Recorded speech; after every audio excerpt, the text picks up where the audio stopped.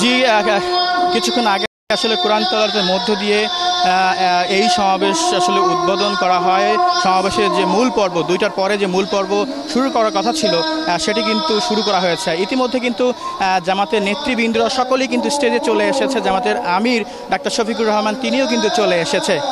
এছাড়াও কিন্তু বিভিন্ন রাজনৈতিক দলের নেতৃবৃন্দরাও কিন্তু এসেছে। আমরা খেলাফত মজলিসকে আসতে দেখেছি, ডেমোক্রেসি পার্টির নেতাদের আসতে দেখেছি। এছাড়াও আরও বিভিন্ন দলের নেতাকর্মীরাও কিন্তু ইতিমধ্যে এই সমাবেশ স্থলে এসে পৌঁছেছে।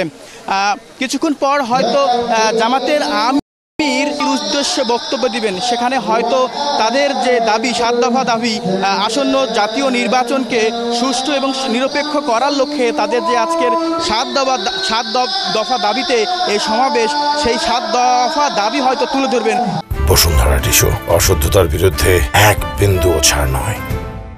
দাবিগুলোর মধ্যে হচ্ছে লেভেল প্লেইং ফিল্ড নিশ্চিত করা, গণহত্যার বিচার, জুলাই গণঅভ্যুত্থানে যারা অংশ নিয়ে আহত হয়েছে, শহীদ হয়েছে, সে সকল পরিবারের পুনর্বাসন এবং পিআর পদ্ধতিতে জাতীয় নির্বাচন।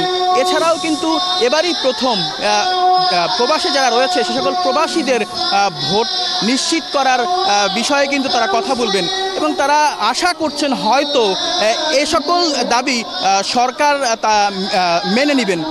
এছাড়াও কিন্তু সবসময় শোনা যাচ্ছিল যে আসলে এবছর বা এবারের নির্বাচনে সকল ফ্যাসিবাদ বিরোধী শক্তি মিলে কোনো জোট করবে কিনা সে বিষয়ে কিন্তু আজকে নতুন কোনো ঘোষণা আসতে পারে।